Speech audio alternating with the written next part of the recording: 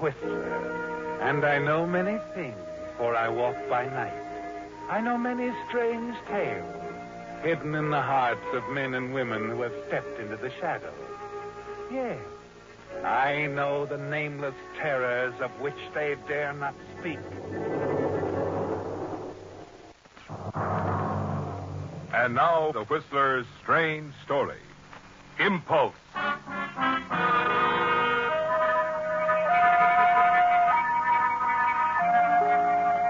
The crowd in the waiting room of the New York airport hardly noticed the small, slender man in the trench coat standing near the magazine counter. The few who gave him a passing glance certainly had no way of guessing what was going through his mind at the moment, for his face betrayed no sign of the struggle that raged within him. Christopher Daniels, professor of English, was striving to reach a decision, a very important decision. At this moment, he had reached the crossroads. He had a choice to make. He could go on living his own dull life, or a new life, the life of another man. Mr. Neil Baldwin. A man whose name was now being called over the public address system. Mr. Neil Baldwin, please report to the reservations desk immediately. Mr. Baldwin, please. Suddenly, Christopher Daniels shivered. This unbelievable, unexpected chance had come so suddenly it almost seemed like a dream. Yes, a dream which had reached its climax that afternoon in his room at the hotel. Perhaps it had really started this morning at his home in New Haven. That unpleasant scene with his wife, Blanche. He'd forgotten what had brought it all on. Money, his job, didn't matter really. The scenes with Blanche always ended the same way. Blanche, please. We've been over all this time and time again now. Yes, we have, Chris. And what good has it done? You never think of me, really, what I gave up to marry you. I know. I could have had a lot of things, Chris, but no. No, I had to marry an unambitious English professor. Blanche. A professor who writes second-rate poetry on the side. That's enough. Is it? Every time I've suggested that you give up this dreary little job of... Blanche, leave me alone, please. Yes, Chris. Perhaps it was then the bad dream had started. That unpleasant scene with Blanche. Like so many that had gone on before. Scenes that left you empty, miserable, sitting in your study oblivious to everything except the vague wish you usually had at times like this. That things would somehow straighten themselves out. You hadn't heard the doorbell. And then you saw Blanche and your old friend Neil Baldwin standing in front of you. Hello, Chris. Neil! This is a surprise. How are you? Fine. Well, it's good to see you again, Neil. Sit down. Come on, sit down. Thank you, but just for a few minutes. Well, let me see now. I haven't seen you since the class reunion, have I? No, I guess you haven't. What are you doing down here in New Haven, Neil? What's wrong with New Haven? Nothing. Chris thinks it's the world's most fascinating metropolis. Oh, Blanche. Actually, we've practically been neighbors for quite a while. Oh. I've been working back and forth between here and Boston for an investment house. And in fact, I had an apartment just a few blocks away. I forgot to tell you, Chris, I ran into Neil about 6 months ago on the street. I told him we'd both love a visit with him. Oh, you should have known that anyway. Chris, I did. It wasn't that I didn't want to see you. I've been busy. Now I'm just stopping in to say goodbye. Goodbye? Yeah. I haven't seen you in nearly a year, and you're saying goodbye? Where are you going? Well, New York right now, and then South America. South America? Oh, that's wonderful, Neil. Business trip? No, Chris. No, I guess my business days are over. I had a talk with my doctor last month, and it's either take it easy or else. So, I'm going to take what little money I've saved, go down to South America where I don't know a soul, and loaf the rest of my life. Well, I'm sorry to hear about your health, Neil, but the trip sounds wonderful. When are you leaving? Plane leaves late this afternoon. No. A sudden impulse, wasn't it, Chris? Perhaps you hoped that would straighten things out between you and Blanche. Just getting away from her overnight. Quickly, you run upstairs to throw a few things in your bag. And later, as you're driving Neil down the coast toward New York. Cigarette, Chris? No. No, thanks. Well, how things been going for you, Chris? Oh, pretty well. Pretty well. Hey, look, old man, I know it's none of my business, but, you seem quite worried. Worried? No, I'm not worried. Not really, I guess. Not really.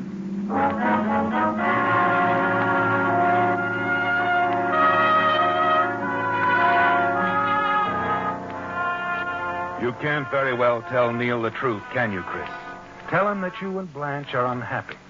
That you haven't done anything about it because you're sure she needs you. No, you can't tell Neil you'd like to call it off. Because you hardly dare tell yourself.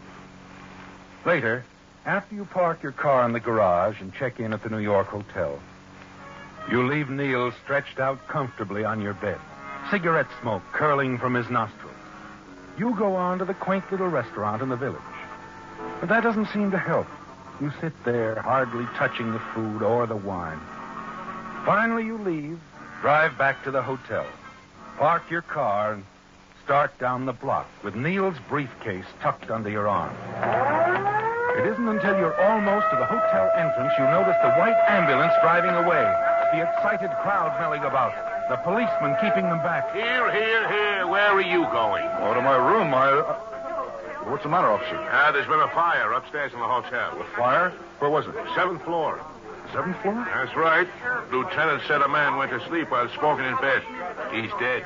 All right, folks. Now, let's clear the entrance. Come on, Smoking please. in bed, and he's dead. Officer, Huh? who was it? Huh? Well, who was he? The man who... Oh, well, the clerk said it was a man named Daniels. Christopher Daniels. Just checked in a couple of hours ago. It's a terrible shock, isn't it, Chris? Your friend Neil Baldwin burned to death in your hotel room. And you stand in the street with Neil's briefcase under your arm, staring emptily at the window on the 7th floor. They all think you are dead, don't they, Chris? Yes. Christopher Daniels no longer exists. Somehow you find your way back to your car. You remember opening the briefcase, looking at the papers. The ticket is for Bermuda instead of South America. Bermuda, Flight 11. And you have Neil's papers, his luggage, a reservation at the Crystal Beach Hotel. And there's something else, too. An envelope with money in it. A lot of money. Mr. Neil Baldwin, please report to the reservations desk immediately. Mr. Baldwin, please. The next thing you know, you're at the airport, standing in the waiting room by the magazine counter. Flight 11, leaving for Bermuda. All aboard, please. Mr. Neil Baldwin, please report to the reservations desk immediately. Mr. Baldwin, please.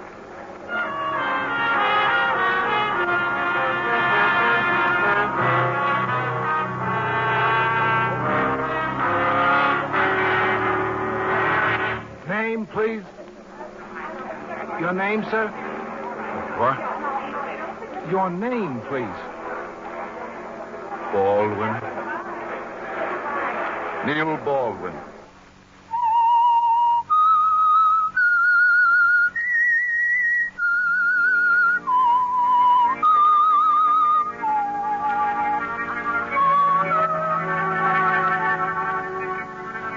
It's a long way from New Haven to Bermuda, isn't it, Chris?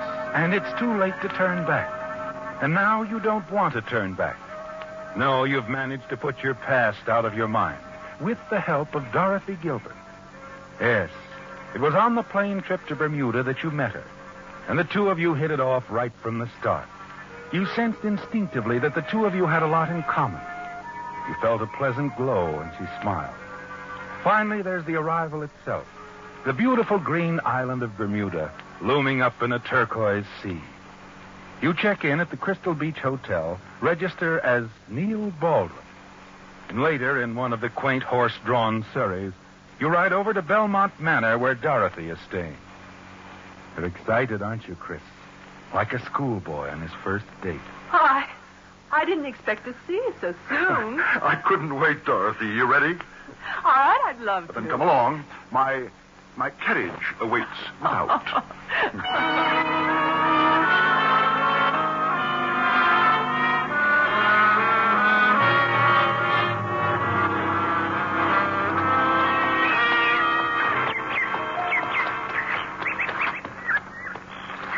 Neil, Oh, yes, that's me. I was just thinking. I can see already I'd like to stay on here a lot longer than a 3-week vacation. I think I'd like to stay here for a long time, Neil. So would I, Dorothy. A long time.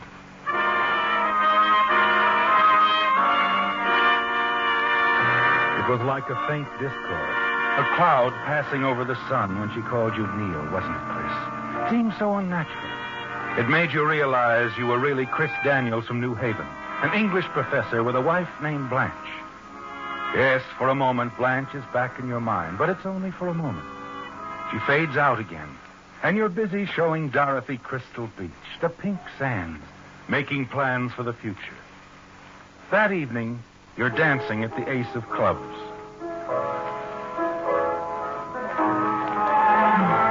It was a wonderful idea to come here, Neil. You like it? Really? Mm-hmm. Love it. Why didn't you tell me you danced like this? Oh. I guess I didn't know I could.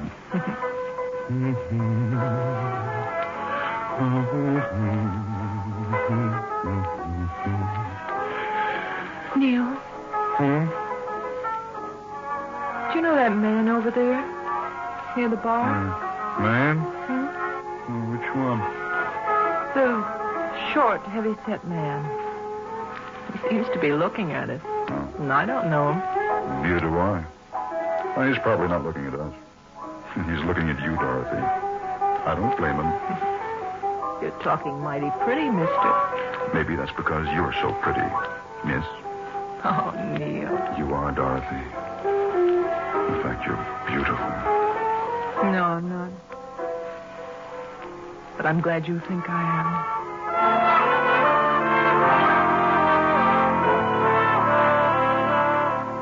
Well, Chris, there's no doubt in your mind about what's happening to you and Dorothy, is there?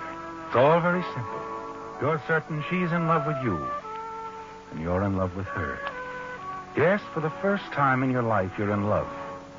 But the cloud's over the sun again. This time it won't go away. This whole thing is unfair, isn't it? Unfair to Dorothy. Unfair to Blanche. Now you've got to make another decision. You're still thinking about it as you take Dorothy back to Belmont Manor and return to your hotel. Then as you walk into the lobby, the desk clerk gives you something else to think about. Mr. Baldwin, Mr. Baldwin. Yes? Yes, what is it? A message for you, sir. Came while you were out. A message? Telephone call from New York. I took it myself. It was from your wife, Mrs. Baldwin. Said to expect her sometime within the next few days. You hadn't counted on anything like this, had you, Chris? Neil had never mentioned his wife to you. You had no idea he was married, but you're not too surprised. Neil was always close-mouthed, seldom talking about himself. Yet it does seem strange he didn't mention his wife, doesn't it? But now it's past wondering about. Neil is dead, and you're using his name. And Mrs. Baldwin will be arriving in a few days. You're trembling as you turn away from the desk clerk and start for the stairs. And then... Oh, Mr. Baldwin, one more thing. Yes? I almost forgot to tell you. There was a man here early in the evening asking about you. Oh, well, what did he want? Well, he didn't say. I thought you'd gone over to the Ace of Clubs, so What did he look like? Oh, wore a blue suit, rather short, heavy-set man, as I remember. Yes, Chris. It's the short man again. The man who was staring at you tonight when you were dancing with Dorothy at the Ace of Clubs. You're certain he's following you, aren't you? Perhaps he's from the police. And you wonder if he knows the truth about you. You hurry up to your room. There's little sleep for you that night. Pressure is building, isn't it, Chris? And the strain on you begins to show the next evening at dinner. Neil, what's the matter? The matter? Mm-hmm. Nothing, Dorothy. Yes, there is. All evening you've been acting so... Oh, so strangely. You look worried. What is it, Neil? Dorothy, Now, you'll have to trust me. Although you've no reason to, I must admit. I do trust you, Neil, and I've got a good reason to. Being in love with you is a good reason. Let's get out of here, Dorothy. All right. Neil, Huh? there's that short man again at the table near the wall. He seems to be... Don't look around, Dorothy. Just keep walking. Yes, Neil, of course.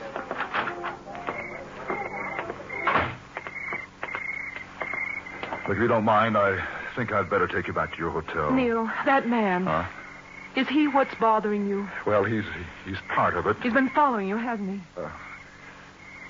Are you in trouble, Neil? Yes, Dorothy. I'm in trouble.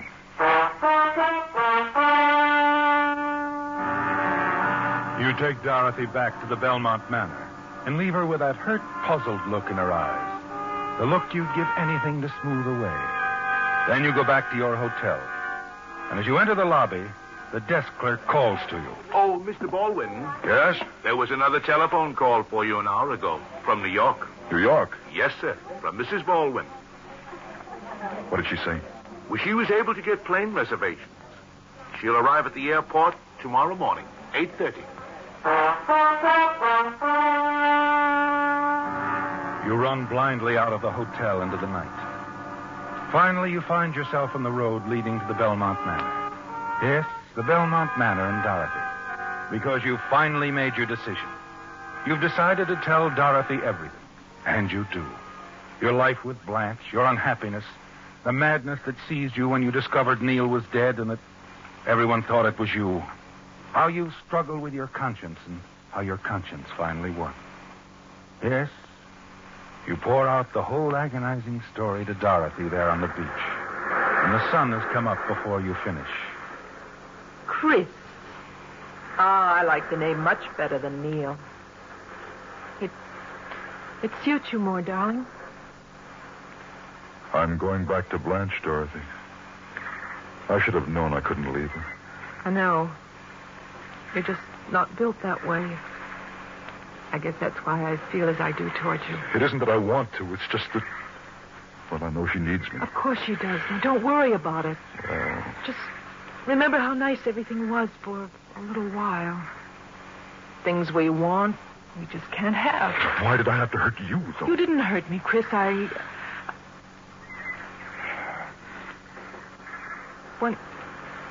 When are you leaving? Right away, I guess. I don't know how I stand with the law. I'll find out when I get back, I suppose. I don't think I've done anything criminal. I've just been a fool. What about Mrs. Baldwin? I don't know, Dorothy. Well, when I get back to my room, I'll write her a letter telling what's happened and leave Neil's money and papers with it for her. It's not exactly the brave thing to do, I suppose, but I just can't face her. Well, Chris, I guess you better be going. Yes. Dorothy, I can't ask you to forget or forgive. Too much has happened, I know, but I hope that, well, time... Yes. Time will help a lot, Chris. It always does with everyone. And someday, who knows, perhaps things will be different. Oh, Dorothy, I do love you, Dorothy. I always will. I know you do. Goodbye, darling.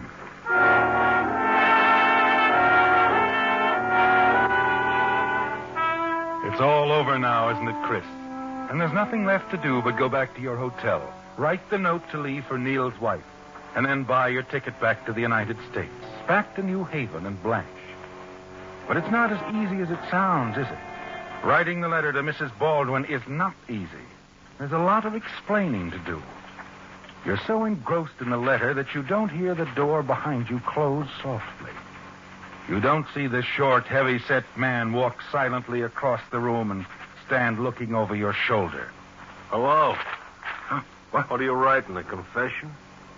Who are you? What do you want? I'm Jim Mason, private detective, and I think you know what I want.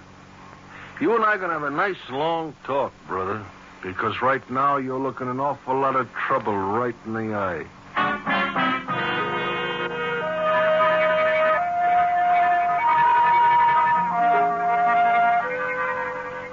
Well, Chris, they finally caught up with you. Your little adventure is at an end. Your first decision to use Neil's name, run away from home, was a bad one, wasn't it? And your second decision to go back. Looks like you made that one a little too late. Because now no one will ever believe you really were going back. There's only one thing to do. One thing you know how to do. And that's to tell Mason the whole story just as you told it to Dorothy. And that's what you do. You give Mason the whole story. It's sort of a wild tale, ain't it, mister? I know it must sound so, but... You can prove you're not Neil Baldwin? Oh, yes, of course I Well, can. then you're a lucky guy. Lucky? That dough Baldwin had, that $12,000 he told you he saved up to retire on, Yeah? he embezzled that from the company he worked for. They sent me down here after him. Hey, you still have the dough? Well, yes, it's over there in the briefcase. I haven't touched it except for what I've spent since I've been here, which I can replace. Yeah, you are a lucky guy. Getting the dough back's all the company's interested in. So far as I'm concerned, you can go your way. Oh, thanks. Now, what are you going to do? Go back? Yes, it's the only decent thing I can do. Oh, you're not quite out of the woods yet. Oh, I guess you are if Mrs. Baldwin backs up your story that you're not Neil Baldwin. Wait a minute, she's right outside. All right, Mrs. Baldwin, you come on in now. Neil, darling, why didn't you meet me at the airport? Chris, Blanche. I thought you were... I was what, Blanche? I thought... You thought that I died in that hotel fire instead of Neil. You thought he'd be here waiting for you with the money he stole. Now, you had it all planned, didn't you? You knew he stole it. Didn't you, Blanche? Yes, but... You've been meeting him for a long time, haven't you?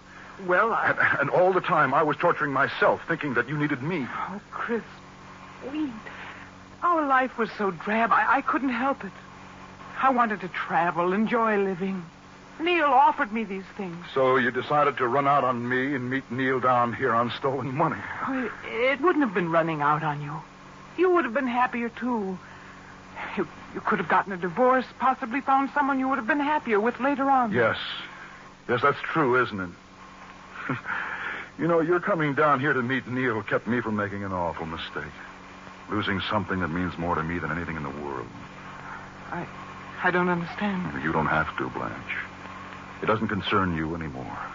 Just me and someone over at Belmont Manor. I'm going over there right now.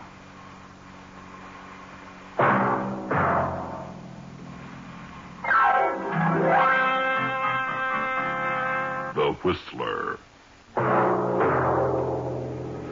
Listen next week when once again the United States Air Forces in Europe present The Whistler.